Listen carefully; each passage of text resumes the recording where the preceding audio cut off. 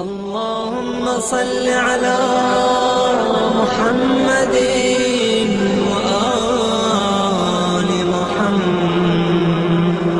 اعوذ باللہ من الشیطان اللعین الرجیم. بسم اللہ الرحمن الرحیم. رب اشرح لی صدری ویسر لی امری واحلل عقدۃ من لسانی یفقہوا قولی. ان اللہ وملائکتہ یصلون علی النبی یا ایھا الذین آمنوا صلوا علیہ وسلموا تسلیما.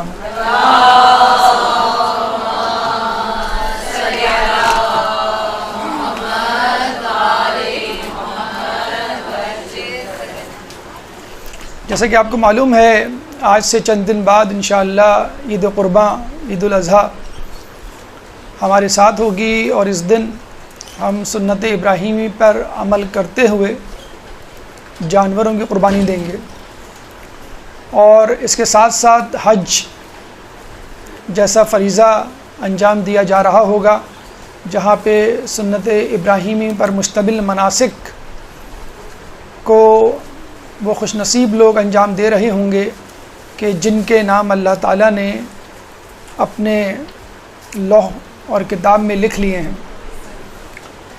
دیکھا جائے تو یہ عید قرباں اس لحاظ سے مختلف ہے کہ عید الفطر مومنین کے لیے تحفہ ہے کہ تم تھک گئے ہو روزے رکھ کر شب داریاں کر کے، اور یہ انعام ہے اب تم خوب سو، خوب آرام کرو، خوب کھاؤ پیو. لیکن عید الاضحیٰ ایک ذمہ داری کا نام ہے جس میں قربانی اور قربانی کے ساتھ حج کے مناسک ہمیں ابراہیم علیہ السلام کی سیرت اور ان کی انتھک محنت، آزمائشوں، مصائب کی طرف توجہ کرواتی ہے کہ جس سے ہماری زندگی کو مزید جلا ملتی ہے. لیکن شاید یہاں پر ابراہیم علیہ السلام کی سنت اور ان کی قربانی کو بہت زیادہ ہائی لائٹ تو کیا جاتا ہے، اسماعیل علیہ السلام کی قربانی کو لوگ بھول جاتے ہیں. حالانکہ دیکھا جائے تو اصل قربانی اسماعیل علیہ السلام نے دی تھی. ابراہیم علیہ السلام تو ذابح تھے، ذبح کرنے والے تھے. مذبوح یا ذبیحہ کون تھا؟ اسماعیل علیہ السلام تھے. اور ویسے بھی اگر کوئی مصیبت کہیں کسی پر آ پڑے اور تمام افراد شامل ہوں تو جو کمزور ہوتا ہے اس کا مصیبت سہنا زیادہ قابل ستائش ہوتا ہے. کربلا میں امام حسین کی شہادت پہ سب گریہ کرتے ہیں، لیکن علی اصغر پر گریہ ایک عجیب انداز سے ہوتا ہے. تو یقیناً اسماعیل علیہ السلام کی قربانی ابراہیم علیہ السلام کی قربانی سے کہیں عظیم تر تھی. چنانچہ آج موضوع گفتگو سیرت اسماعیل کے پیغامات کے حوالے سے آپ کے سامنے چند گزارشات رکھی جائیں گی. اللہ تعالیٰ سے دعا ہے کہ ہمیں اس میں کامیابی عطا فرما اور سنت اسماعیل پر عمل کرنے کی توفیق عطا فرما. ایک درود پڑھ دیں محمد والے محمد.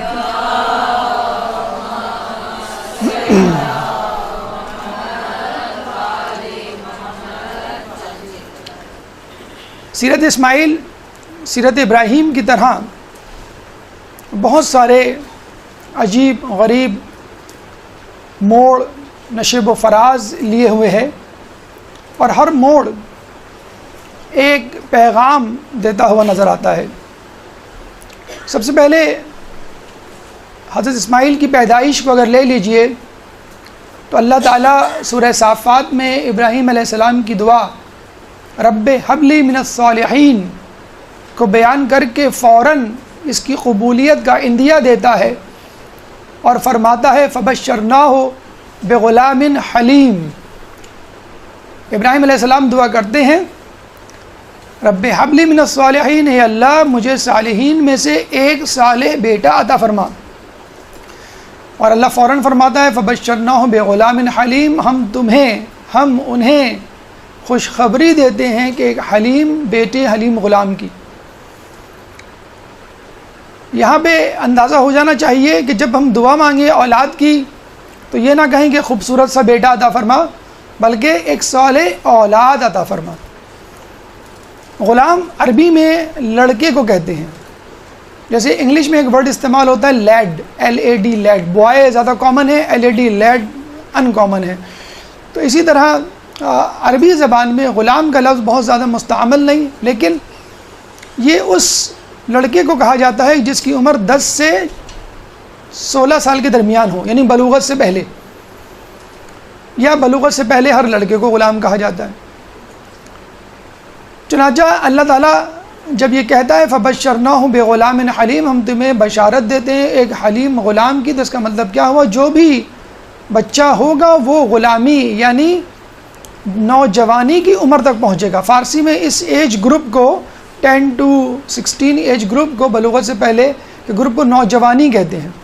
تو جو لڑکا اسماعیل علیہ السلام مثلاً دیے جائیں گے وہ غلامی کی عمر یعنی نوجوانی کی عمر تک پہنچیں گے۔ لفظ حلیم آپ کو معلوم ہے ایسے شخص کے لیے استعمال کیا جاتا ہے کہ جو اپنے غصے پر قابو رکھنے کی صلاحیت رکھے۔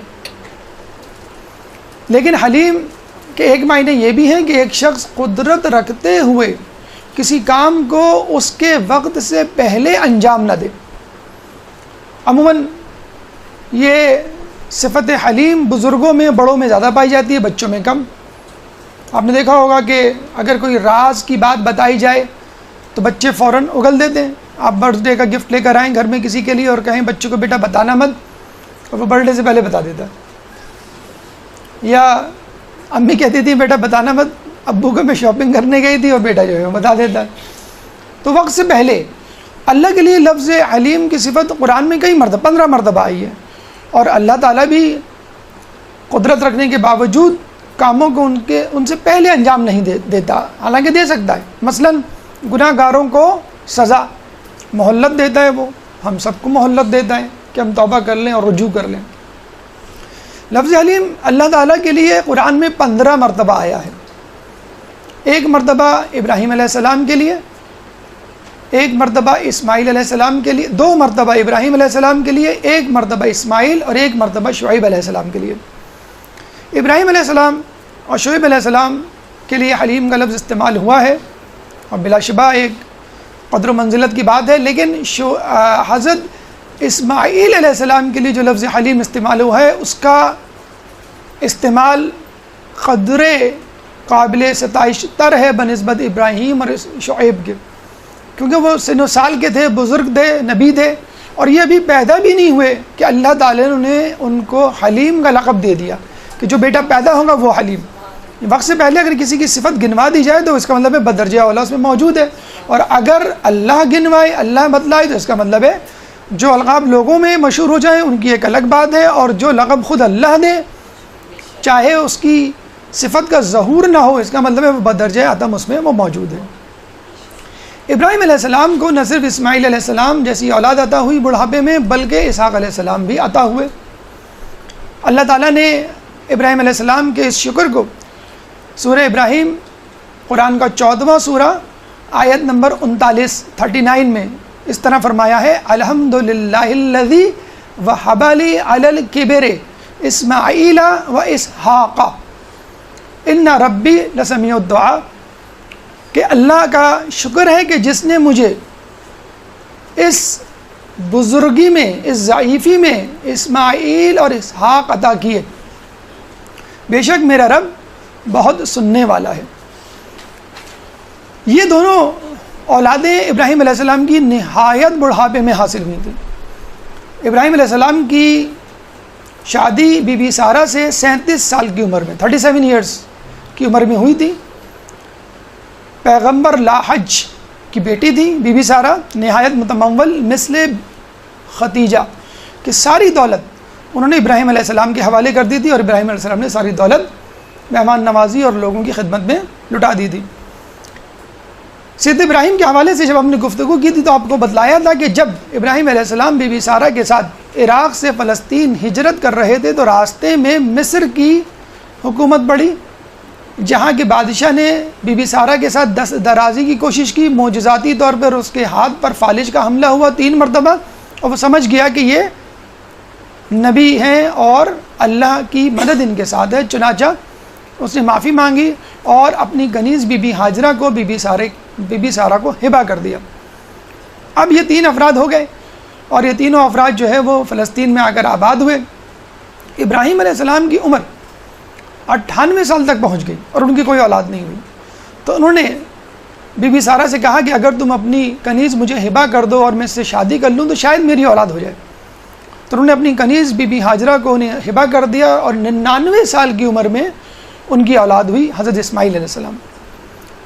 اسماعیل علیہ السلام کی اولاد کے بعد فطراً ابراہیم علیہ السلام کا جھکاؤ بی بی ہاجرہ کی طرف ہوا، اسماعیل علیہ السلام کے ساتھ وقت گزارنے لگے۔ بی بی سارہ ان کو رشک بھری نگاہوں سے دیکھتی، اور ابراہیم علیہ السلام سے ایک دفعہ انہوں نے کہا کہ آپ میرے لیے بھی دعا کیجئے کہ اللہ مجھے بھی اولاد دے۔ ابراہیم علیہ السلام نے ان کے لیے بھی دعا کی، اور ابراہیم علیہ السلام کو بی بی سارہ کے بطن سے اللہ تعالیٰ نے 112 سال کی عمر میں اسحاق علیہ السلام دیے۔ چنانچہ دونوں اولادیں بڑے سن و سال میں حاصل ہوئیں، لیکن اس سے ملتی جلتی مثالیں تاریخ میں موجود ہیں، اور زکریا علیہ السلام نے یوں کہہ لیجئے ابراہیم علیہ السلام کا بھی ریکارڈ توڑا۔ 120 سال کی عمر میں ان کو جو ہے وہ یحییٰ علیہ السلام عطا ہوئے، اور ان کی دعا بھی ملتی جلتی مورلیس وہی تھی جو ابراہیم کی تھی۔ جیسے ابراہیم نے کہا رب حبلی من الصالحین، یا اللہ مجھے صالحین میں سے ایک صالح بیٹا عطا کر۔ تو زکریا علیہ السلام نے کہا رب حبلی من لدنک ذریۃ طیبۃ، اے اللہ مجھے ایک اپنی ذریت، میری ذریت سے ایک پاک و پاکیزہ فرزند عطا کر۔ چنانچہ اللہ تعالیٰ نے ان کو عمران علیہ السلام کے ہم زلف تھے۔ یہ عمران علیہ السلام کی شادی حنہ سے ہوئی تھی، اور ان کی شادی زکریا علیہ السلام کی شادی اشیاء سے ہوئی تھی، اور دونوں بہت ہی متمول گھرانے کی خاتون تھی۔ عمران علیہ السلام کو اللہ تعالیٰ نے مریم عطا کی تھی، پھر زکریا علیہ السلام جب بی بی مریم کو دیکھتے تھے تو انہوں نے دعا کی تھی، تو اللہ تعالیٰ نے ان کو یحییٰ علیہ السلام عطا کیے تھے۔ تو یہاں بھی یہ پیغام ہمیں ملتا ہے کہ اللہ کی رحمت سے مایوس نہیں ہونا چاہیے۔ اللہ کے یہاں دیر ہے اندھیر نہیں۔ اور دوسری بات یہ ہے کہ اللہ تعالیٰ اگر کوئی دیر کرتا ہے کسی کام میں تو یقیناً اس میں کوئی مصلحت ہوتی ہے۔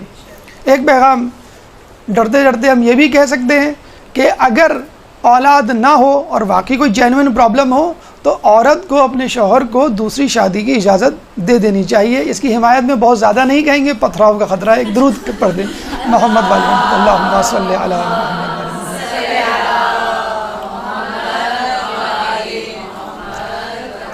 ابتدائی ایام، ہماری گفتگو کا دوسرا مرحلہ اور دوسرا پیغام سیرت اسماعیل سے۔ جیسے کہ آپ نے دیکھا بی بی سارہ نے جب ابراہیم علیہ السلام کا جھکاؤ بی بی ہاجرہ اور اسماعیل علیہ السلام کی طرف دیکھا، پہلے بی بی ہاجرہ کی طرف، اور جب ان کی بھی اولاد ہو گئی تو بی بی جو ہے وہ دیکھتی تھی کہ اسماعیل علیہ السلام کی طرف۔ اب ظاہر سی بات ہے وہ بڑے بیٹے تھے، اب بڑا بیٹا جو ہے وہ باپ کا جانشین ہوا کرتا ہے، تو اسماعیل علیہ السلام کو غالباً یا حقیقتاً زیادہ چاہتے تھے وہ۔ تو اس زمانے میں ہوتا یہ تھا کہ بچے آپس میں کھیلتے تھے، کودتے تھے، کشتیاں لڑتے تھے۔ حسن حسین کی بھی کشتیاں آپ نے سنی ہوں گی، تاریخ کی کتابیں موجود، رسول اللہ کروایا کرتے تھے۔ اور اس زمانے میں یہ گیمز یہی ہوا کرتے تھے، تیر اندازی ہوتا تھا، شمشیر زنی ہوتی تھی، کشتیاں ہوتی تھیں، دوڑ کے مقابلے ہوتے تھے۔ اس زمانے میں ٹیبلٹ اور یہ آئی فون وغیرہ تو ہوا نہیں کرتے تھے، یہ لوڈو کیرم بورڈ بیٹھ کے کھیلنے والے گیم۔ تو ایک دفعہ اسحاق علیہ السلام اور اسماعیل علیہ السلام کی کشتی ہوئی تو اسماعیل علیہ السلام جیت گیا۔ جیسے کہ ہمارے یہاں ہوتا ہے جو جیت جاتا ہے ریسلر اس کا ہاتھ پکڑ کے اٹھاتا ہے یا اس کے قریب کرتا ہے، تو ابراہیم علیہ السلام نے پیار سے اسماعیل علیہ السلام کو اپنی گود میں بٹھا لیا اور اسحاق علیہ السلام کو اپنے برابر میں بٹھا لیا۔ بس یہ منظر بی بی سارہ سے دیکھا نہ گیا، اور وہ غصے میں آئیں اور کہنے لگیں کہ کیا یہ بات نہیں طے ہوئی تھی کہ آپ دونوں کو برابر کی محبت دیں گے؟ اور گویا پھر انہوں نے ایک فیصلہ سنا دیا کہ ہاجرہ کو مجھ سے دور لے جاؤ۔ وہ کہتے ہیں کہ ایک دیہاتی کی کسی پڑھی لکھی خاتون سے شادی ہوئی تو اس سے انگلش وہ سیکھتا تھا تھوڑی تھوڑی، تو اس نے کہا کہ یہ تمہارے باپ کو میں کیا کہوں انگلش میں؟ تو اس نے کہا فادر ان لا۔ کہ تمہاری ماں کو میں کیا کہوں؟ کہیں گے مدر ان لا۔ اچھا تمہاری بہن کو؟ اس نے کہا سسٹر ان لا۔ اچھا تمہارے بھائی کو؟ اس نے کہا برادر ان لا۔ کہیں اور تم کو؟ آئی ایم دا لا، میں خود قانون ہوں۔ تو عورت کے منہ سے یا بیوی کے منہ سے جو نکل جائے وہ قانون ہوتا ہے۔ اب ابراہیم بیچارے دو لوگوں کے درمیان پریشان تھے، میں کس کو ناراض کروں کس کو راضی کروں۔ بہرحال نبی تھے، معصوم تھے، اللہ تعالیٰ سے جو ہے انہوں نے رجوع کیا کہ مجھے کیا کرنا چاہیے۔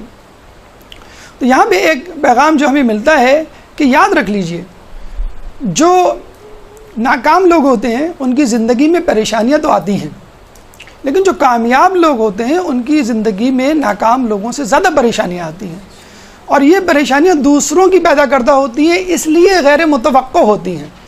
اپنی پریشانیاں اگر کوئی کمزوری ہے، آپ کی کوتاہی ہے، کوئی خامی ہے، آپ کو معلوم ہے کہ بھئی میرا یہ پرابلم ہے، میں دیر کر دیتا ہوں مثلا کہیں جانے میں، یا جو ہے میں سست ہوں، یا سوتا زیادہ ہوں، کھاتا زیادہ ہوں، یا بولتا زیادہ ہوں وغیرہ، لیکن اگر دوسرے کی پیدا کرتا پریشانی ہو تو وہ ان ایکسپیکٹڈ ہوتی ہے، اور وہ آپ کو سمجھ میں نہیں آتا کہ یہ مجھے کس جرم کی سزا مل رہی ہے اور میں کیوں اس بھٹی میں جلوں یا اس آزمائش سے گزروں، لیکن چونکہ وہ دوسروں کی پیدا کرتا ہوتی ہے وہ آپ کو گزارنی ہوتی ہے۔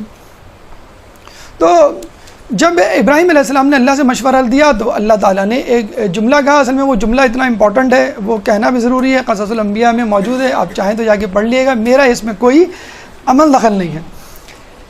اللہ تعالیٰ نے یہ کہا کہ دیکھو عورت ایک خشک ٹیڑھی لکڑی کی طرح ہوتی ہے، اگر اس کو سیدھا کرو گے تو ٹوٹ جائے گی، اس سے اسی طرح استفادہ کرو۔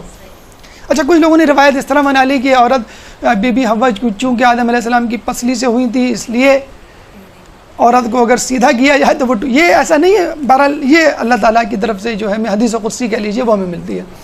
پھر ابراہیم علیہ السلام نے کہا کہ ٹھیک ہے، پھر آپ ہی مشورہ دیجئے، ہم کیا کریں، میں کیا کروں؟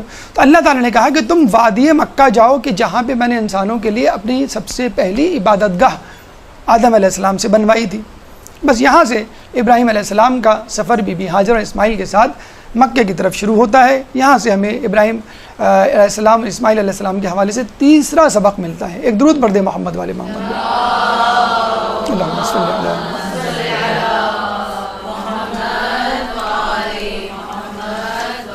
اب ابراہیم علیہ السلام بی بی ہاجرہ اور اسماعیل علیہ السلام کو لے کر مکے پہنچتے ہیں۔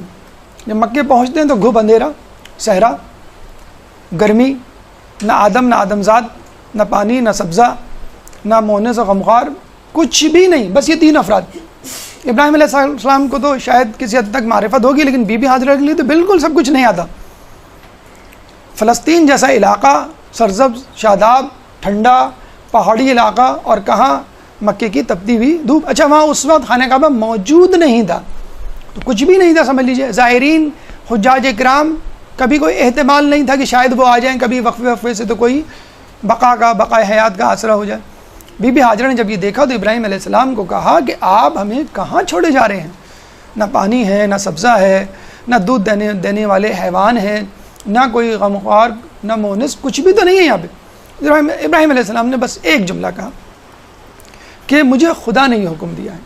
اور وہ کیا بیوی تھی، کیا شریک حیات تھی کہ اس نے ایک شکن ماتھے پہ لانا گوارا نہیں کی، اور یہ کہا کہ اگر اللہ نے کہا ہے تو اللہ ہمیں اپنے حال پہ نہیں چھوڑے گا۔ یہ بہت اہم دعا ہے جو خود رسول اللہ مانگا کرتے تھے کہ لا تکلنی الی نفسی طرفا عینا، کہ اللہ مجھے پلک جھپکتے ہوئے بھی میرے اپنے نفس پہ نہیں چھوڑنا۔ اور ہم کیا کہتے ہیں؟ امی مجھے اپنی مرضی سے پہننے دیں، ابو مجھے اپنی مرضی سے دوستیاں کرنے دیں، میں اپنی مرضی سے اسکول کا انتخاب کروں، میں اپنی مرضی سے شریک حیات کا انتخاب۔ تو یہ کیا ہے؟ اپنی مرضی یا اپنا نفس یا میں یا انا یا ایگوئزم، اس کو تو رسول اللہ نے سب سے پہلے چھوڑا کہ پلک جھپکنے کے لیے بھی بھئی آج کیا کھانا ہے، آج جو ہے وہ چکن کڑھائی کھانے کا جی چاہ رہا ہے، جی چاہنا تو ہے ہی نہیں اسلام میں۔ اللہ کیا کہتا ہے، تسلیم و رضا کیا کہتی ہے کہ آگے آپ کے سامنے کیا موجود ہے بس مجھے۔ تو یہ مغرب کا بہت بڑا سلوگن ہے اس وقت جو بچوں کو بگاڑا جا رہا ہے وہاں پر، کہ تم یہ نہ دیکھو تمہارے دوست کیا کہہ رہے ہیں، تم یہ نہ دیکھو تمہارے ماں باپ کیا کہہ رہے ہیں، بلکہ تم یہ بھی نہ دیکھو کہ اسلام یا تمہارا ریلیجن کیا کہہ رہا ہے، تم کیا کہہ رہے ہو، تمہارا جی کیا چاہ رہا ہے، جو کہ آپ کو یقین ہے نفس کو جب آپ کھلا چھوڑ دیں گے تو وہ شیطان کی چراگاہ بن جائے گا۔ بہرحال ابراہیم علیہ السلام نے جب یہ کہا تو انہوں نے لبیک کہا اور یہ کہا کہ بس مجھے یقین ہے کہ اگر اللہ کا یہ کہنا ہے، اللہ کا یہ حکم ہے، تو اللہ ہمیں اپنے حال پہ نہیں چھوڑے گا، کچھ نہ کچھ ہمارا بندوبست ہو جائے گا۔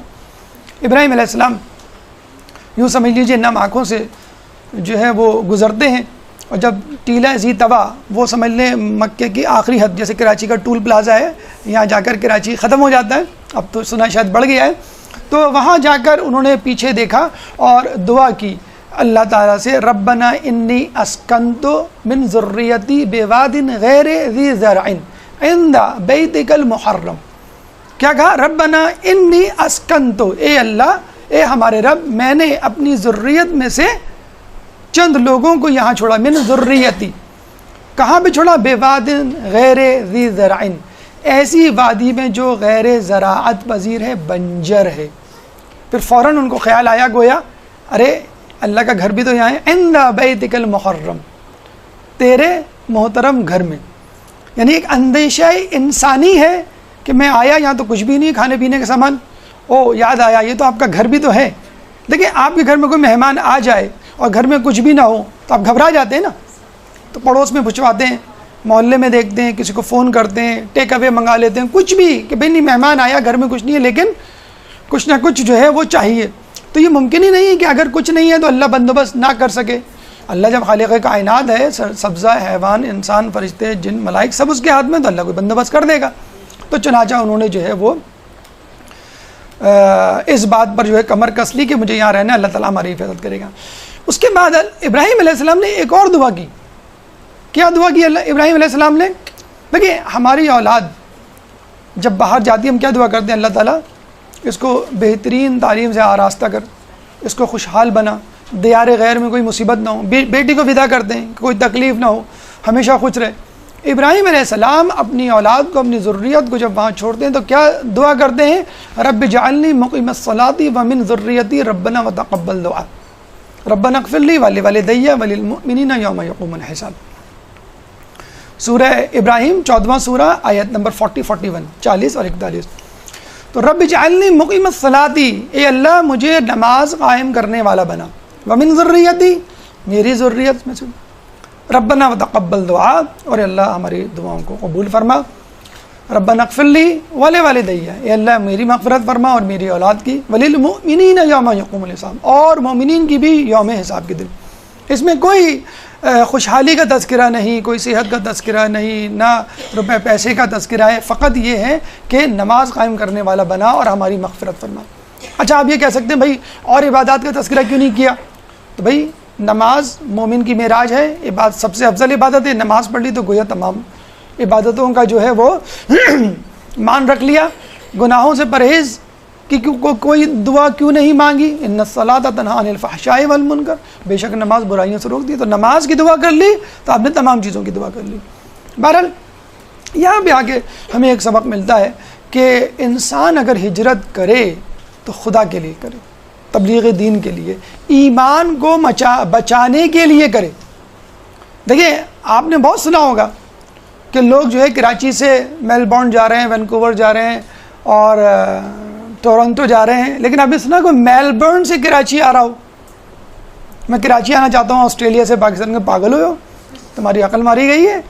میلبورن سے کراچی آ رہے ہو؟ ابھی 140 کنٹریز کا ایک سروے ہوا ہے، the most livable country in the world, 140 countries کا، تو میلبورن آسٹریلیا کا نمبر 1 آیا ہے، اور کینیڈا کا جو ہے وہ جو کیلگری ہے وہ 5ویں نمبر پہ ہے۔ کینیڈا کے 3 سٹیز ہیں، آسٹریلیا کی 3 سٹیز ہیں، کراچی کا کون سا نمبر ہوگا؟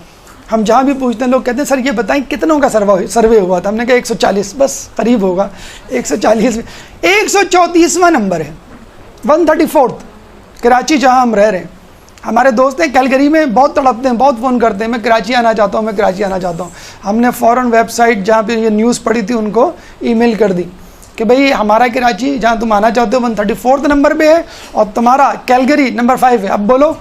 تو اس نے کہا میں سہولیات کی بات نہیں کر رہا، میں روحانیت کی بات کر رہا ہوں۔ درود پڑھ دیں اپنے ہی توفیقات میں سب بلند کریں۔ اللہم صلی اللہ علیہ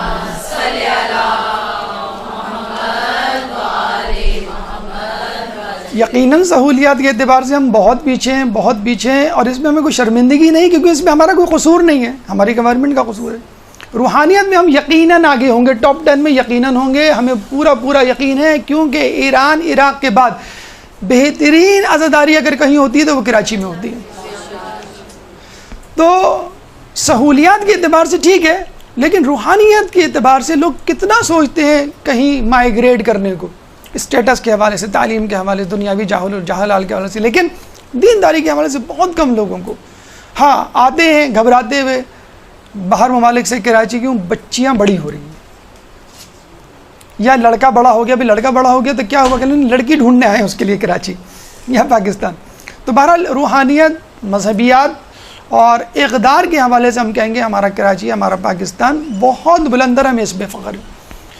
اب آئیے تیسری طرف، ابھی ان کی ابتدا تھی کن کی؟ جناب اسماعیل کی. اور آپ نے دیکھ لیا جناب اسماعیل کا جو بچپن تھا، ہم جو کہتے ہیں نا حسن و حسین نے اتنے مصائب کیسے سہے. تو کربلا جو ہے وقت کرتا ہے پرورش برسوں، حادثہ ایک دم نہیں ہوتا. ٹھیک ہے، تو کربلا میں جو حسین نے قربانی دی تھی اس کے مقدمات تھے جو ہم نے دیکھے اہل بیت میں ظلم کی صورت میں.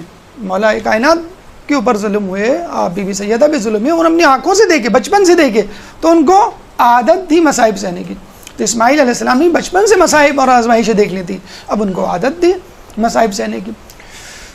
اب یہاں پہ چوتھا مرحلہ شروع ہوتا ہے، چوتھا موڑ آتا ہے آپ کی زندگی کا، بہت ہی جسے کہتے ہیں ٹرننگ پوائنٹ، ٹوسٹ ایک زندگی میں آیا اور زندگی 180 ڈگری پہ تبدیل ہو گئی. اور وہ ہے زمزم کی دریافت.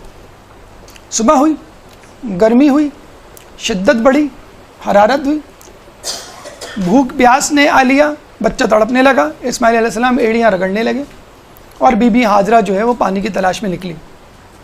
دیکھیں سنسان بیابان، ہمارے ہاں عورت ایک بچہ گھر میں اکیلے ہوں تو بھی پریشان ہوتے ہیں، ارے بھائی کسی کو چھوڑ جاؤ ساتھ، ہوتا ہے کہ نہیں ہوتا ہے؟ باہر جائیں تو اور بھی پریشان. ایسی جگہ نہ آدم زاد، کوئی ایک جاننے والا بھی نہیں، اور عربوں کی غیرت و حمیت تو بہت مشہور ہے. کس طرح چھوڑا ہوگا ابراہیم علیہ السلام نے، کس طرح گئے ہوں گے؟ ابھی بھی جو حج پہ گئے ہیں آپ ان سے پوچھ لیجئے، 2-3 مرتبہ فون کرتے ہیں، بچہ کیا کر رہا ہے، بچے نے کیا کھایا، بچہ اسکول گیا تھا، دیر تو نہیں ہو گئی تھی، ماسی آئی تھی، اس نے کپڑے دھوئے تھے. کتنے فون آتے ہیں روزانہ. ابراہیم علیہ السلام کیا فون، کیا SMS، کیا انٹرنیٹ، کچھ بھی تو نہیں تھا. بیچارے گدھے پہ سوار ہو کے فلسطین سے مکے آیا کرتے تھے، گاہے بگاہے وہ بھی چند لمحوں کے لیے بیٹھتے تھے اور واپس چلے جاتے تھے. بی بی سارا دیکھ رہی ہوتی تھی ٹائم کہاں گزارا، اتنے دن جانے میں لگے، اتنے دن آنے میں، اتنے دن رہ گئے. بعض اوقات تو گدھے پہ بیٹھے بیٹھے حال پوچھ کے چلے جایا کرتے تھے. یہ حالت تھی ابراہیم. یہ بھی ایک بہرحال 200 کروں کے درمیان ابراہیم علیہ السلام زندگی بہرحال ایک آزمائش. تو جناب ہاجرہ پانی کے لیے دوڑی، صفا پہ گئیں، پہاڑ پہ کھڑی ہوئی، چاروں طرف دیکھا، مروہ کے پہاڑ پہ، صفا و مروہ 2 پہاڑ ہیں. صفا صفی اللہ سے نکلا ہے، آدم علیہ السلام کا لقب، آدم علیہ السلام وہاں پر آئے تھے، نازل ہوئے تھے. اور مروہ اورا سے نکلا ہے، حوا علیہ السلام ایک روایت کے مطابق وہاں ہوئی تھی، ایک روایت کے مطابق جدہ میں، جب اس کو جدہ کہتے ہیں. تو مروہ پہاڑی کے دامن میں چمک نظر آئی، پانی ہے جیسے وہاں پہ. وہ آپ نے پڑھا ہوگا میراج یا اسراء کہ جب پانی روشنی کی شعائیں جب ریفریکٹ ہوتی ہیں ڈینسر سے لائٹر میڈیا تو ڈفلیکٹ ہوتی ہیں. جب بہت زیادہ ڈفلیکشن ہو جائے تو لائٹ اسی میڈیم میں واپس آ جاتی ہے، یعنی ریفلیکشن میں انعکاس میں تبدیل ہو جاتا ہے. تو وہاں پہ ان کو وہ چمک نظر آئی، سمجھے پانی وہ بھاگتی ہوئی گئی مروہ کے دامن میں، پانی نہیں تھا. پھر مروہ پہاڑ پہ چڑھی، چاروں طرف دیکھا تو پتہ چلا کہ صفا کے دامن میں پانی نظر آ رہا ہے. پھر وہاں بھاگی گئی، پھر لگا کہ وہاں پانی نہیں ہے. پھر صفا کی چوٹی پہ کھڑی ہوئی، چاروں طرف دیکھا، پانی نظر نہیں آیا. پھر دیکھا کہ مروہ کے پہاڑ، اس طرح 7 مرتبہ چکر لگائے. اور پھر جب اسماعیل علیہ السلام کی رونے کی آوازیں بہت زیادہ بلند ہوئیں تو بیچاری مایوس ہو کر واپس آنے لگیں. جب آئیں تو دیکھا وہاں پہ چشمہ پانی کا ابل رہا ہے. آپ نے کہا زمزم، اللہم صلی علی محمد. آپ نے کہا زمزم یعنی رک جا، اور وہ پانی ایسا جاری ہوا کہ اب تک نہیں رکا. اللہ نے کہا نہیں، میں نہیں روکوں گا اس کو، ہمیشہ جاری رکھوں. اب تک وہ زمزم جاری ہے. اچھا، اس قسم کے واقعات معجزات ہمیں دیگر افراد معصومین انبیاء کے ساتھ بھی ملتے ہیں. مولا علی ایک دفعہ جب کوفے میں گئے تو وہاں پہ انہوں نے کنواں کھودا تھا. بیت علی آپ گئے ہوں گے تو وہاں پہ کنواں آپ کو ملا ہوگا. اس کنویں پہ اب پائپ لگا دیا گیا ہے، اندر سے بند ہے، باہر اس کا پانی جو ہے مل جاتا ہے، آپ اس کو پی سکتے ہیں. وہ بھی جاری ہے ساری، ماشاءاللہ وہ بھی میٹھا پانی ہے، پینے کے قابل ہے. اور زمزم بھی آج تک اس میں کوئی پرابلم نہیں ہوئی. لوگ کہتے ہیں آج کل ایسے معجزات کیوں نہیں ہوتے؟ تو آج کل ایسے لوگ بھی موجود نہیں ہیں کہ معجزات ہوں. کراچی والے بورنگ کا پانی، کنویں کا پانی پی رہے ہیں. پاکستان کی 20 کروڑ آبادی کو 20 کروڑ آبادی میں سے 5 کروڑ آبادی کو آرسینک پوائزننگ کا خطرہ ہے. یہ ابھی نئی رپورٹ آئی ہے، بہت دل ہلا دینے والی. تو جو بورنگ کا پانی پی رہے ہیں، جو انڈر گراؤنڈ پانی پی رہے ہیں، وہ ذرا سا محتاط ہو جائیں. فلٹرڈ پانی پئیں یا اس کو فلٹر کر کے پئیں یا کوئی اور پانی استعمال کریں. آرسینک پوائزن 5 کروڑ آبادی کوئی خطرہ لاحق ہے جس سے بڑی بڑی بیماریاں ہو سکتی ہیں.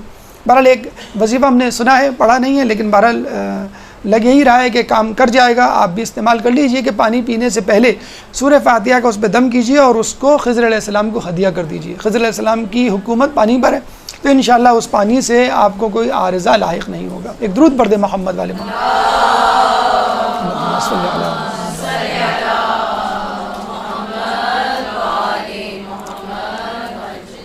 دیکھیے یہاں پر ظاہر ہوتا ہے کہ انسان کو اپنی کوتاہی کا ذمہ قدرت کو یا اللہ کو نہیں ٹھہرانا چاہیے. میں تو عورت ہوں، میں تو لڑکی ہوں، میں کیا کر سکتی ہوں؟ میں تو بچہ ہوں، میں تو لڑکا ہوں، میں کیا کر سکتا ہوں؟ میں تو بوڑھا ہوں، بیمار ہوں، میں کیا کر سکتا ہوں؟ جوان، ارے میرے اب تو مزے لینے کے دن ہے، جوانی کے دن ہے، اس میں کیا ہے دین پر عمل کرنا؟ تو مجھے بتائیے پھر کون سا ایج گروپ ہے جو اسلام پر عمل کرے گا؟ تو عورت ٹھیک ہے آپ ہیں، لیکن لا یکلف اللہ نفسا الا وسعها، اللہ تعالیٰ کسی پر اس کی استطاعت سے زیادہ بوجھ نہیں ڈالتا. تو جتنا آپ کام کر سکتے ہیں، آپ کو تلوار لے کے جہاد میں جانے کا کوئی نہیں کہہ رہا، مدرسے آنے کا کہہ رہا ہے، اسکول کالج آنے کا کہہ رہا ہے، تبلیغات کا کہہ رہا ہے، کتاب پڑھنے کے لیے کہا جا رہا ہے، تو اس پہ تو کم از کم عمل کر لیجئے. اس طرح بچہ بھی اپنی سکت کے مطابق جتنا عمل کر سکتا ہے اس کو عمل کرنا چاہیے. یہ اللہ کی مرضی ہے. ورنہ بہت سے لوگ بہت زیادہ تقدو کرتے ہیں لیکن زندگی میں کچھ نہیں کما سکتے. نہ عزت ان کے پاس ہوتی ہے، نہ مال ہوتی ہے، نہ اولاد ہوتی ہے. لیکن کچھ لوگ تھوڑی سی محنت کرتے ہیں. کچھ ہم کہتے ہیں کہ امام کا ظہور ہوگا، ایک قدم آپ اٹھائیں گے، دوسرا قدم امام کے سامنے ہوگا. کوشش آپ کو کرنی، پایہ تکمیل تک جو ہے وہ اللہ آپ کو پہنچا دے گا. اب یہاں پر اسماعیل علیہ السلام کی زندگی کا 5واں موڑ شروع ہوتا ہے اور وہ ہے احسان. ایک درود پڑھ دیں محمد والے محمد.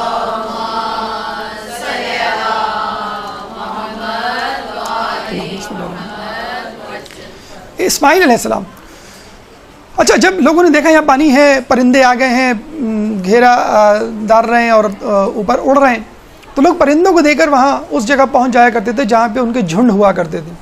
تو قبیلہ جرہم، یمنی قبیلہ جو ہے وہاں سے گزر رہا تھا، اس نے وہاں پڑاؤ ڈالا، پانی پیا، سیراب ہوا، اور بی بی ہاجرہ کو جو ہے وہ کچھ تحفے تحائف کھانا وانا دیا، اور پھر یہ کہا کہ اگر آپ کہیں تو ہم یہاں مستقل رہ جائیں. انہوں نے کہا رہ جاؤ، اگر چاہتی تو اس پوری زمین پہ قبضہ کر لیتی، کرائے پہ دیتی اور کرایہ لیتی بڑے مزے سے. اچھا یہ بھی انہوں نے آفر کی کہ آپ جو ہے وہ پانی لے لیں، پانی دے دیں ہم کو، اور ماہانہ اس کے اخراجات لے لیں.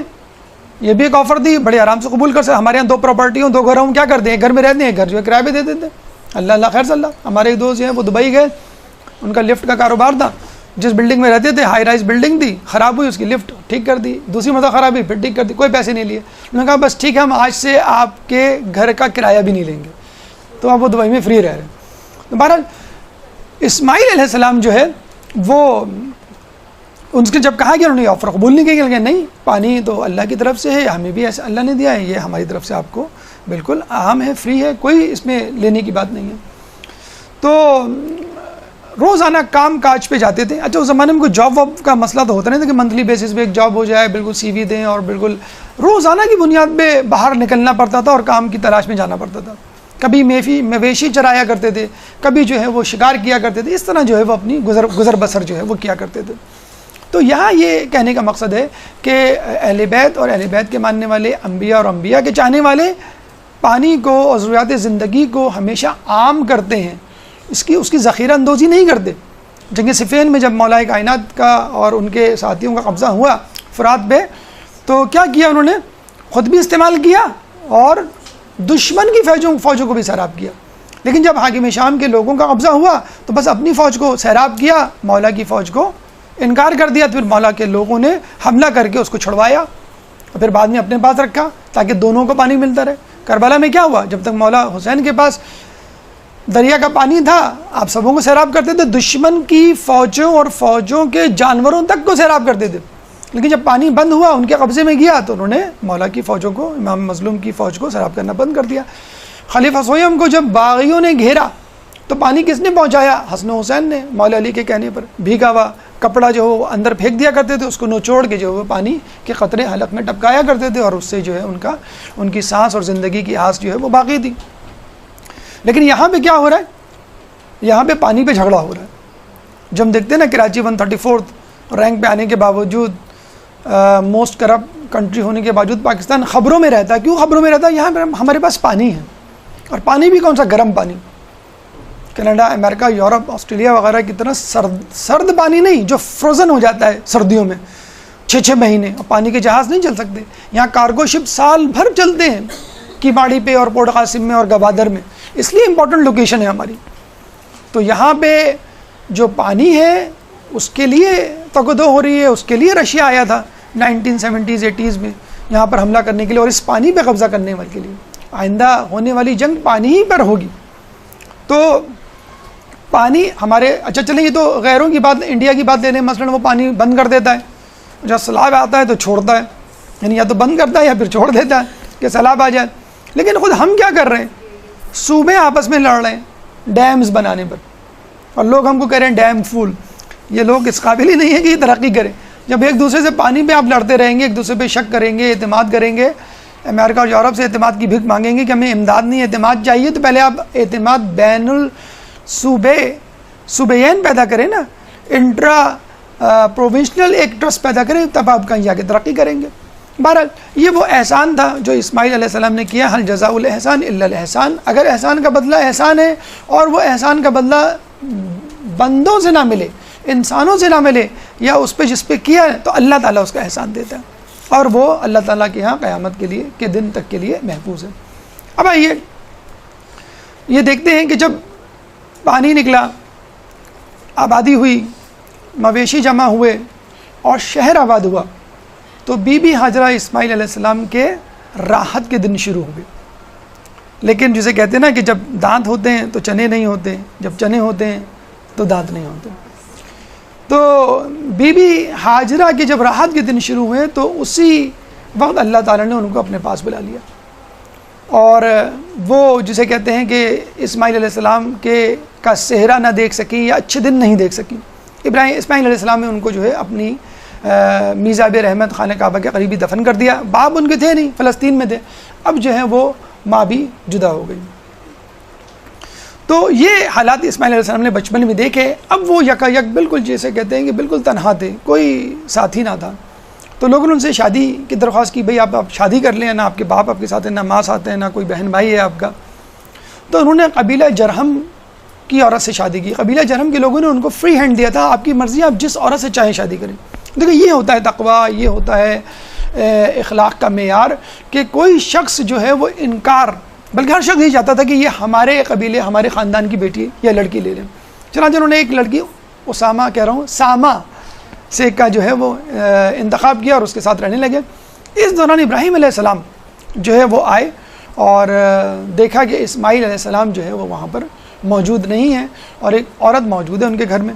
ان سے پوچھا کہ بھئی تمہارا شوہر کہاں گیا ہے؟ تو انہوں نے کہا میرا شوہر جو شکار پہ گیا.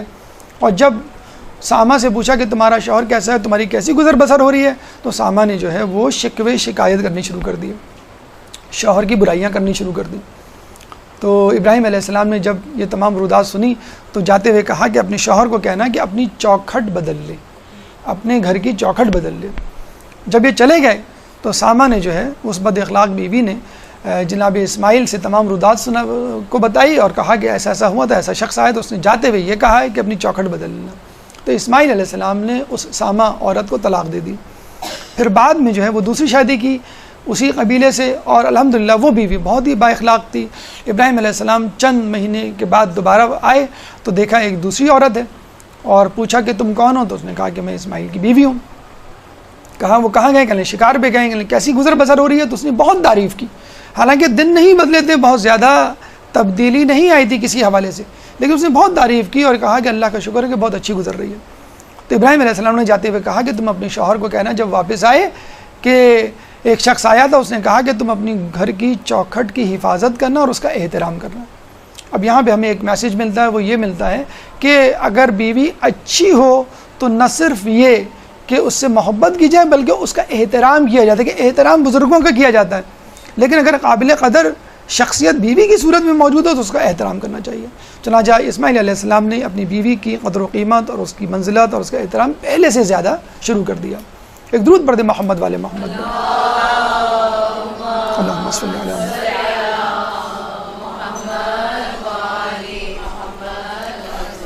اب اللہ تعالیٰ نے ابراہیم علیہ السلام کو حکم دیا کہ تم میرے گھر کی دوبارہ تعبیر کرو، کہ جو آدم علیہ السلام نے کی تھی، اور نوح علیہ السلام کے طوفان میں کافی مخدوش ہو گیا تھا، ٹوٹ پھوٹ کا شکار ہو گیا تھا۔ چنانچہ ابراہیم علیہ السلام واپس آتے ہیں اور اسماعیل علیہ السلام سے اس گھر کی تعمیر شروع کرتے ہیں۔ اسماعیل علیہ السلام اپنے چھوٹے چھوٹے ہاتھوں سے جو ہے وہ اینٹیں اٹھا کے لاتے ہیں، اور ابراہیم علیہ السلام ان اینٹوں کو جو ہے جبرائیل علیہ السلام کی ہدایت کے مطابق جو اس وقت نازل ہوئے تھے، اور احاطہ کھینچ کے لکیر بنا کر بتلایا تھا کہ کہاں کہاں تک یہ کعبے کی حدود ہونی چاہیے۔ ابراہیم علیہ السلام نے خانہ کعبہ کی تعبیر کی۔ حجر اسود اس وقت کوہ ابو قبیس جو پہاڑ ہے صفحہ مربع سے تھوڑا سا آگے، وہاں سے وہ پتھر جو ہے اٹھا کے لائے اور خانہ کعبہ میں نصب کیا۔ اور آپ کو معلوم ہے یہ حقیقت ایک فرشتہ تھا کہ جس نے لوگوں کی گواہیوں کو، جب اللہ تعالیٰ نے تمام ارواح کو عالم ذر میں ذروں کی شکل میں جمع کیا تھا اور کہا تھا، پوچھا تھا الست بربکم، تو لوگوں نے کہا تھا قالوا بلا شاہدنا، کیوں نہیں آپ ہمارے رب ہیں اور ہم اس کی گواہی دیتے ہیں۔ تو یہ گواہی جو ہے اللہ تعالیٰ نے ایک پرچے پہ لکھ کر اس فرشتے کے منہ میں ڈال دی تھی، اور ایک فرشتے کے منہ میں ڈال دی تھی، اور اس فرشتے کو پتھر بنا دیا تھا، اور یہ سفید رنگ کا تھا جب یہ آیا تھا۔ لوگوں کے گناہوں کی وجہ سے جو ہے یہ سیاہ رنگ میں تبدیل ہو گیا۔ بہرحال ابراہیم علیہ السلام نے اللہ کے حکم کے مطابق خانہ کعبہ کی تعمیر کی، لیکن تعمیر کے بعد بھی ان کو یہ دھڑکا لگا رہا کہ پتہ نہیں میری دعا اللہ نے قبول کی ہے کہ نہیں۔ ربنا تقبل منا انک انت السمیع العلیم، کہ اللہ میرے کام کو، میری نیت کو، میری نیکی کو قبول فرما، بے شک تو جو ہے وہ سننے والا ہے۔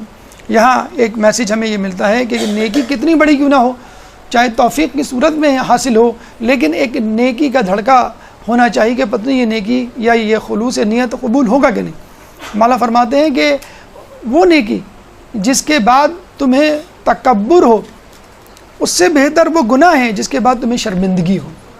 تو ہمیں چاہیے کہ اگر کوئی بھی نیکی کریں، چاہے کتنی بڑی نیکی ہو، کتنی تعریف کے قلابے لوگ ملا دیں، آسمان سے ملا دیں ہم کو، لیکن جو ہے ہمیں ایک دھڑکا لگا رہنا چاہیے، ایک خوف رہنا چاہیے کہ پتہ نہیں کہ اللہ تعالیٰ نے ہماری اس نیکی کو قبول کیا ہے کہ نہیں۔ اسی طرح گناہوں کے حوالے سے بھی ہمیں یہ دھڑکا لگا رہنا چاہیے، پتہ نہیں اللہ تعالیٰ نے ہمارے گناہوں کو معاف کیا ہے کہ نہیں۔ بہرحال ابراہیم علیہ السلام، اسماعیل علیہ السلام کی تعمیر کعبہ مکمل ہوئی، لیکن اللہ تعالیٰ شاید ان دونوں کا اس سے بھی بڑا امتحان لینا چاہتا تھا، اور وہ سب سے بڑا امتحان، سب سے بڑی آزمائش تھی۔ یوں کہہ لیجئے یہ تو مقدمات تھے۔ جیسے ہمارے بچے اسکول جاتے ہیں تو مس جو ہے وہ ٹیسٹ لیتی ہیں، چھوٹے چھوٹے ٹیسٹ، 1 مہینے بعد، 2 مہینے بعد، 3 مہینے بعد، پھر فائنل ایگزام سب سے آخر میں ہوتا ہے۔ تو یہ تو چھوٹے چھوٹے ٹیسٹ تھے اس فائنل ٹیسٹ میں کوالیفائی کرنے کے لیے، کہ جس کو اللہ تعالیٰ نے مختص کر رکھا تھا ابراہیم اور اسماعیل کے لیے۔ ذبح عظیم وہ تاریخ کا اسماعیل اور ابراہیم علیہ السلام کی زندگی کا وہ موڑ ہے کہ جس میں ایک بہت بڑی آزمائش، بہت بڑی مصیبت، بہت بڑی ابتلا میں دونوں کو مبتلا کیا، اور وہ دونوں کامیاب ہوئے۔ اللہ تعالیٰ نے ابراہیم علیہ السلام کو ایک خواب دکھلایا، اور اس خواب دکھلانے کے لیے ایک عجیب دن کا انتخاب کیا۔ کس دن کا انتخاب کیا؟ کہ ابراہیم علیہ السلام نے جب دیکھا کہ اسماعیل علیہ السلام شکار کھیل کے آئے ہیں، تو جب ابراہیم علیہ السلام کی نگاہ اپنے جوان گبرو بیٹے پہ پڑی تو ان کا سینہ فخر سے پھول گیا، اور وہ خوشی سے جھومنے لگے کہ میرا بیٹا کتنا بڑا، کتنا جوان ہو گیا۔ ایسا ہوتا ہے، اولاد جب بڑی ہوتی ہے تو اب کتنی خوشی ہوتی ہے اس کو دیکھ کے۔ جس دن انہوں نے اسماعیل علیہ السلام کو اس نظر سے دیکھا، شفقت پدری جو ہے وہ جوش میں آئی، اللہ نے اسی دن، اسی رات ان کو خواب دکھلا دیا کہ میں اپنے بیٹے اسماعیل کو ذبح کر رہا ہوں۔ 8 ذی الحج کا دن تھا جب انہوں نے یہ خواب دیکھا، پریشان ہوئے کہ یہ کیسا خواب ہے۔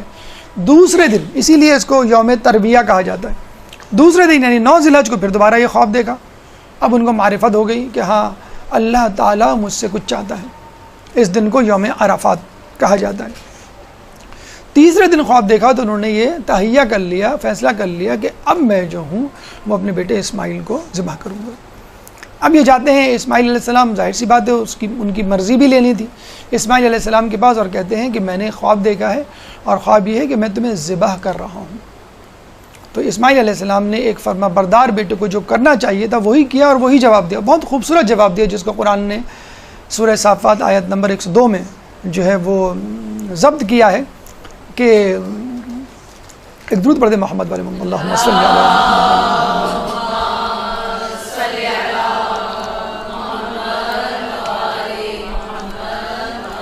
قال یا ابت افعل ما تؤمر ستجدنی ان شاء اللہ من الصابرین۔ قال، اس نے کہا اسماعیل علیہ السلام نے، یا ابت افعل، اے میرے باپ، اے میرے والد، آپ وہی کریں جس کا کما تؤمرو، جس کا آپ کو حکم دیا گیا، ستجدنی، آپ مجھے پائیں گے، انشاءاللہ، اللہ کے اذن سے، من الصابرین، صابرین میں سے۔ یعنی اگر وہ چاہتے ہیں تو تردد سے کام لیتے۔ دیکھیں ہم اپنے گھروں میں دیکھتے ہیں کہ ہم اپنے بیٹے کو کوئی کام بولیں، بھی فلاں جگہ چلے جاؤ، مطلب کوئی سودا سلفی لانے کو کہتے ہیں تو کیسے کہتے ہیں کہ امی میں تھکا ہوا ہوں، امی میں ابھی آیا ہوں، بیٹا دروازے کی بیل بجی ذرا کھول کے آ جاؤ، نہیں ابھی امی میں گیا تھا، اب چھوٹے بھائی کو بولیں وہ جائے۔ بیٹے کو بولتے ہیں بیٹا پڑھا، یہ ذرا پکا رہی ہوں میرے ساتھ ذرا آ کے جو ہے یہ کام کروا دو کچن میں، نہیں امی میرا ٹیسٹ ہے، بیٹا ذرا چچا کے جانا ہے تیار ہو جاؤ، نہیں امی میرا فٹ بال کا میچ ہے۔ تو یہ اب ہماری اولادیں کتنے بہانے بناتی ہیں، اور یہاں پہ جان دینے، وقت دینے کی باری نہیں آ رہی، کسی کام کو کرنے کا نہیں کہا جا رہا، بلکہ کہا جا رہا تمہیں جان دینی ہے۔ یہاں ہمارے بچے جو ہے وہ پوچھتے ہیں ہم نابالغ ہیں، ابھی بالغ نہیں ہوئے، ہم نماز کیوں پڑھیں، ہم روزہ کیوں رکھیں؟ 13 سال کے تھے اسماعیل علیہ السلام جب وہ ذبح کرنے کہہ سکتے تھے بھائی میں تو ابھی بالغ بھی نہیں ہوا، نماز روزہ جان دینا تو بہت دور کی بات، میں تو نماز روزہ بھی نہیں کروں گا۔ ایسی ہوتی ہیں اولادیں کہ آدمی جو ہے وہ شروع ہی سے تیار ہو، اور جب شروع ہی سے تیار ہوتا تو یقیناً بہت بڑے منصب پہ پہنچتا ہے۔ تو انشاءاللہ من الصابرین، اللہ کے اذن سے آپ جو ہے مجھے صابرین میں سے پائیں گے۔ تو ابراہیم علیہ السلام جو ہے بی بی ہاجرہ کے پاس آتے ہیں اور کہتے ہیں کہ مجھے ایک رسی اور ایک چھری لا دو۔ وہ بڑی پریشان کہ رسی چھری کی کیا ضرورت؟ انہوں نے کہا آپ کہاں جا رہے ہیں؟ کہ میں اپنے دوست کے پاس جا رہا ہوں۔ کہ دوست کے پاس رسی اور چھری لے کر کہہ لیں گے ہو سکتا ہے وہاں پہ کچھ ذبح کرنا پڑ جائے اور یہ رسی اور چھری اس کے پاس نہ ہو تو یہ کام آ جائے گی۔ چنانچہ بی بی ہاجرہ نے ان کو رسی اور چھری دے دی۔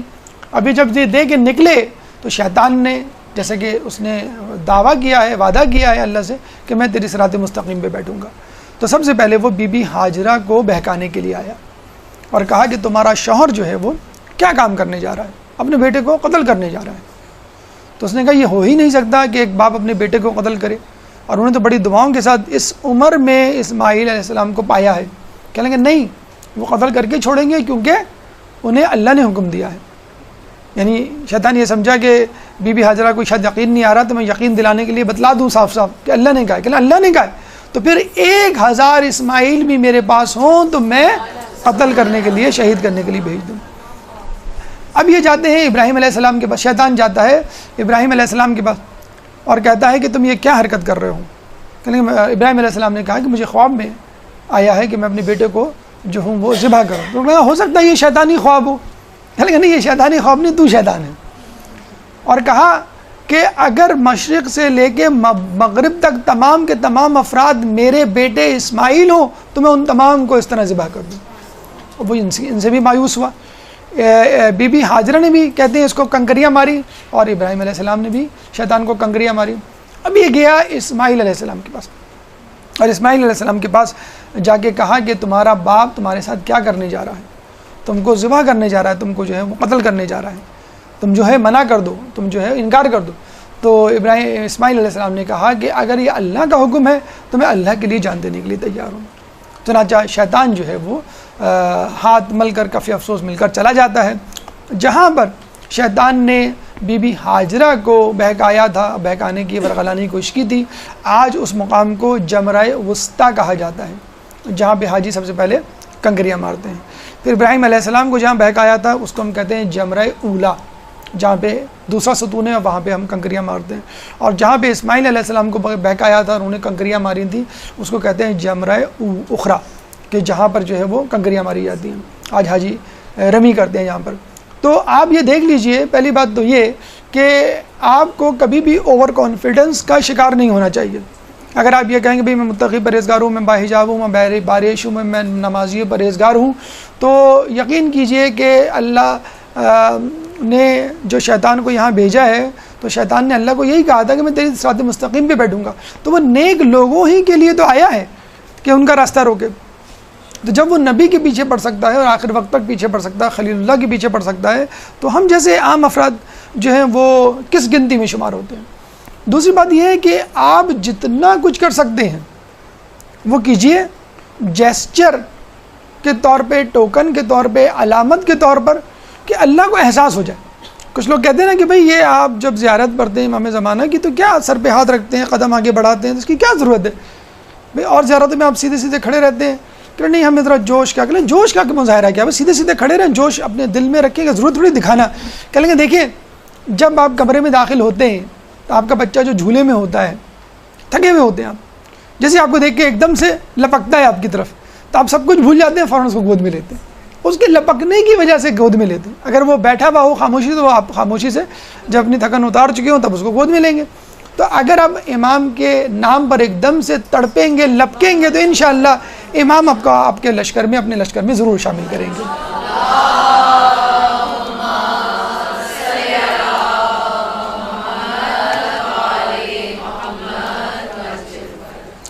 تو شیطان جو ہے یہاں سے ناکام و نامراد چلا گیا۔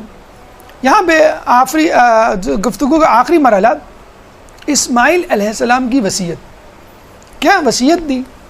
اور وہ لمحات اپنے ذہن میں رکھیے کہ جب اسماعیل علیہ السلام ابراہیم علیہ السلام کے ساتھ جا رہے ہیں، بیٹا باپ کے ساتھ جا رہا ہے، بیٹا ذبح ہونے جا رہا ہے، بیٹے کو موت آنی ہے، اس کی روح اس کے جسم سے پرواز کرنی ہے، کچھ لمحوں بعد وہ اس دنیا میں نہیں رہے گا۔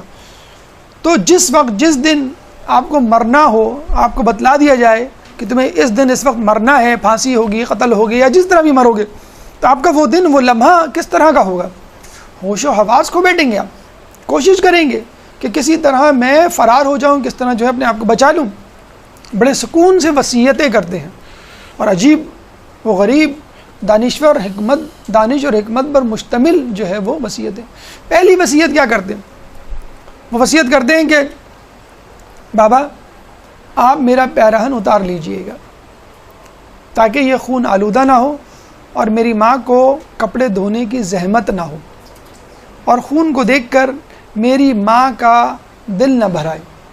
ہمارے کیا ہوتا ہے، بچے کپڑے گندے کر کے بڑے فخر سے اتار کے ماں کی طرف پھینکتے ہیں کہ امی اس کو دھو دیں، اور ویسے بھی ہمارے یہاں تو ویسے میڈیا کمپین چلا رہا ہے، داغ تو اچھے ہوتے ہیں۔ تو وہاں جان جا رہی ہے، لیکن بچے کو یہ خیال ہے، اولاد کو، کہ میرے والدین زحمت میں نہ پڑیں، چاہے میری موت کا دن ہی کیوں نہ ہو۔ بی بی سیدہ نے اپنی شہادت کے دن کپڑے دھوئے تھے، کھانا پکایا تھا کہ میری شہادت میں لوگ اتنے غمزدہ نہ ہوں کہ بھول جائیں میرے بچوں کو، اور کھانا اور کپڑے جو اندھلے رہ جائیں۔ تو یہ ہے طریقہ کار انبیاء کا، ائمہ کا، معصومین کا، کہ اپنی موت کے دن بھی ان کو گوارا نہیں ہے کہ وہ جو ہے کسی کو تکلیف دیں۔ ابو ذر غفاری اہل بیت کے ماننے والے، جس دن ان کا انتقال ہونا تھا، اپنی بیٹی کو کیا کہا تھا کہ جو ایک بکری ہے، واحد ایک بکری تھی ان کے پاس، کہ عراق سے کچھ لوگ آئیں گے، یہاں سے گزریں گے، وہ مجھے دفنائیں گے، جو لوگ مجھے دفنائیں اس بکری کو ذبح کر کے ان کو کھلا دینا۔ تو لوگ جاتے جاتے بھی جو ہے لوگوں پہ احسان کر کے جاتے ہیں۔ انہوں نے کہا کہ میرا پیراہن اتار لیجئے گا، خون آلودہ نہ ہو، اور اس کو دیکھ کے میری ماں کا دل نہ بھرے، پھر مجھے اپنا پیراہن پہنا دیجئے گا کہ جس کی خوشبو سے میرے اندر ایک اعتماد پیدا ہو اور میں آسانی کے ساتھ جو ہو موت کو اپنے گلے لگا سکوں۔ اچھا، یہ خوشبو اور قوت شامہ کا بہت تذکرہ آپ نے سنا ہوگا۔ یعقوب علیہ السلام نے کیا کہا تھا کہ مجھے یوسف کی خوشبو آ رہی ہے، پتہ چلا کہ یوسف کا کرتا آیا تھا۔ حدیث قصہ میں پڑھتے نا کہ مجھے بابا کی خوشبو آ رہی ہے، بابا جو ہے وہ قصہ میں بیٹھے، مجھے نانا کی خوشبو آ رہی ہے، نانا جو ہے۔ تو قوت شامہ انبیاء ائمہ کی بہت تیز ہوتی ہے، عام انسانوں کی بہت کم ہوتی ہے۔ میڈیکل فزیولوجی میں سب سے زیادہ لیسٹ ڈیولپڈ سینس قوت شامہ کو کہا جاتا ہے، یعنی اسمیل سینس کو۔ بہرحال انہوں نے کہا تھا کہ اپنا کرتا مجھے دے دیجیے گا تاکہ میں اس کی خوشبو سونگھ کر آسانی سے اللہ تعالیٰ کو اپنی جان دے سکوں۔ تیسری انہوں نے وصیت کیا کی تھی کہ میرے ہاتھ پیر اچھی طرح کس کے باندھیے گا کہ میں تڑپوں نہ اور آپ کے دل میں رحم نہ آئے۔ آپ نے فقہی مسائل کے ضمن میں پڑھا ہوگا کہ جب آپ اونٹ کو نہر کرتے ہیں تو آگے کے دونوں پاؤں باندھتے ہیں، دوسرے پچھلے دو بندھے رہتے ہیں۔ گائے کو ہم ذبح کرتے ہیں تو چاروں ٹانگیں بندھی ہوئی ہوتی ہیں، دم کھلی ہوئی رہنی چاہیے۔ بکری کو ہم ذبح کرتے ہیں تو ایک ٹانگ کہتے ہیں اس کی کھلی رہنی چاہیے، دو ٹانگ یا دو ٹانگیں کھلی رہنی چاہیے تاکہ وہ تڑپ سکے. یہاں یہ کہہ رہے ہیں میں تڑپ بھی نہ سکوں. جسے کہتے ہیں نا کہ آدمی پہ تکلیف اور گریا بھی نہ کرے، آدمی کی جان نکل رہی ہے وہ تڑپے بھی نہ، کہ میں تڑپوں گا تو آپ کو تکلیف ہوگی. چوتھی وصیت وہ کیا کرتے ہیں کہ مجھے منہ کے بل یعنی سجدے کی حالت میں ذبح کیجیے گا، کہ اگر میں نے آپ کو دیکھا تو جو ہے مجھ سے صبر نہیں ہوگا، یا آپ نے مجھے دیکھا آپ سے صبر نہیں ہوگا. اس کے بعد وہ یہ کہتے ہیں کہ مجھے جس چھری سے ذبح کیجیے گا وہ تیز ہونی چاہیے، لیکن یہ دیکھیے ذرا آہستہ آہستہ ذبح کیجیے گا تاکہ میں موت کی لذت کا لطف محسوس کر سکوں، ایک دم سے نہیں، مزے لے لے کر میں جو ہوں اس دنیا سے رخصت ہوں. اور یہ دیکھیے گا کہ آج کے دن آپ میری ماں کے پاس مت جائیے گا کہ اس کو فراق محسوس ہو اور اس کو پریشانی ہو، پھر کچھ دنوں بعد جائیے گا تاکہ اس کے دل میں ایک دھڑکا پیدا ہو کہ کچھ ہو تو نہیں گیا. پھر آپ جب خبر سنائیں گے تو وہ خبر سننے کی حالت میں ہوں گی. اور میرا کرتا ان کو دے دیجیے گا کہ کبھی میری یاد آئے تو اس کرتے کو دیکھ لیں. آج کل بھی ہم یہی کرتے ہیں، کسی کو کوئی بیڈ نیوز سنانی ہو ایک دم سے نہیں سناتے. ہم کیا کہتے ہیں کہ بھئی ان کا ایکسیڈنٹ ہو گیا ہے، بھئی وہ ہاسپٹل میں ہے، بھئی وہ آئی سی یو میں ان کو ایڈمٹ کر لیا گیا ہے، نہیں وہ اب وینٹیلیٹر پہ آ گئے، بھئی ہم سب کو جانا ہے اس لیے وہ بھی چلے گا. یہ ہوتا ہے نا، یہ اسی کرونالوجیکل آرڈر میں ہم انٹینسٹی وائز سنا رہے ہوتے ہیں. تو یہ وہی سائیکی ہے کہ میری ماں کو ایک دم سے مت بتلائیے گا. ابراہیم علیہ السلام جو ہے آپ کی تمام وصیتوں پہ عمل کرتے ہیں اور ان کو اسی طرح باندھتے ہیں اور اسی طرح لٹاتے ہیں اور ذبح کرنا شروع کرتے ہیں. کہتے ہیں کہ ابراہیم علیہ السلام ذبح کر رہے ہیں اور اسماعیل علیہ السلام ذبح ہو کے نہیں دے رہے. کافی دیر تک ذبح کرتے رہے، لیکن اب آپ دیکھ لیجئے کہ ایک لڑکا، ایک انسان جس کے گلے پہ چھری چل رہی ہو اور چلتی چلی جا رہی ہو اور وہ ذبح نہ رہا ہو، اس کی کیا حالت ہوگی. یا کم از کم وہ یہ کہہ سکتا ہے کہ چلو اچھا ہوا، جان چھوٹ گئی، میں یہاں سے بھاگوں، میں یہاں سے جاؤں، اللہ کو قربانی نہیں چاہیے. انہوں نے کیا کہا ابراہیم علیہ السلام کو کہ آپ مجھے ذبح نہ کریں، نہر کریں. نہر کیسے کرتے ہیں؟ آپ کو معلوم ہے، اونٹ کو کھڑا کر کے اس کی گردن پہ چھرے کی، تلوار کی یا چاقو کی نوک مارتے ہیں، کیونکہ اگر چھری یا تلوار یا نیزہ جو بھی ہے وہ اگر اس کے کنارے شارپ نہیں ہے، نوک تو شارپ ہوگی. تو ابراہیم علیہ السلام نے چھری کی، خنجر کی نوک اسماعیل علیہ السلام کی گردن پہ، ان کے گلے پہ ماری. اس کے باوجود کچھ اثر نہیں ہوا. غصے میں اس چھری کو پھینکا اور غصے میں کہا کہ اے چھری تم اپنا کام کیوں نہیں کرتی. تو چھری کے اندر سے آواز آئی کہ خلیل کہہ رہا ہے کاٹو اور جلیل کہہ رہا ہے کہ نہ کاٹو. تو یہ کیسے ممکن ہے کہ اللہ تعالیٰ ایک کام کا منع کرے اور میں اس کام کو کر دوں.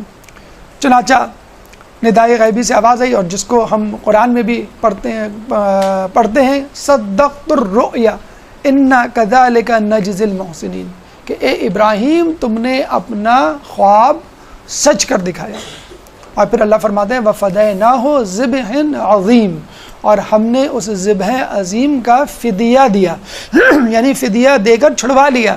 اور اللہ تعالیٰ نے اسماعیل علیہ السلام کی جگہ جنت سے آیا ہوا ایک مینڈھا وہاں پہ رکھ دیا، جس کو ابراہیم علیہ السلام نے ذبح کیا. جب آنکھوں پر سے پٹی ہٹائی تو پتہ چلا کہ وہاں پہ اسماعیل علیہ السلام نہیں بلکہ ایک مینڈھا تڑپ رہا ہے. ایک درود پڑھ دیں محمد والے محمد.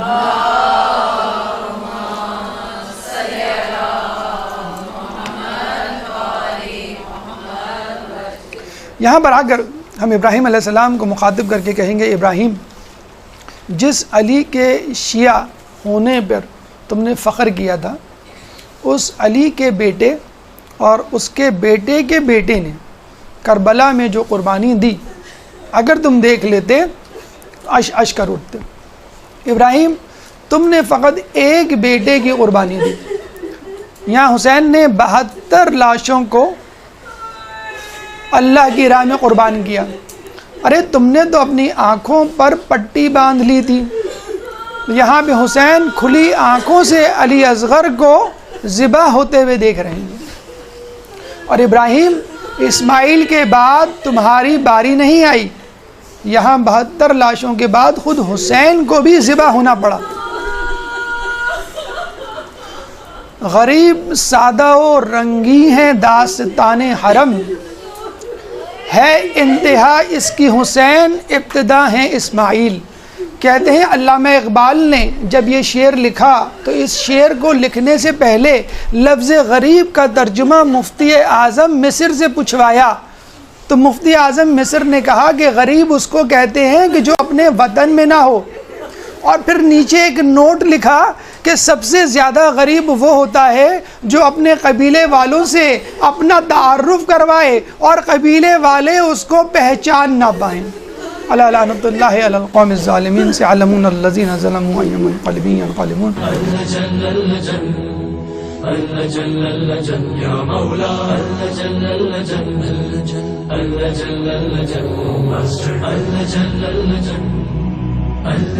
يا صاحب السماء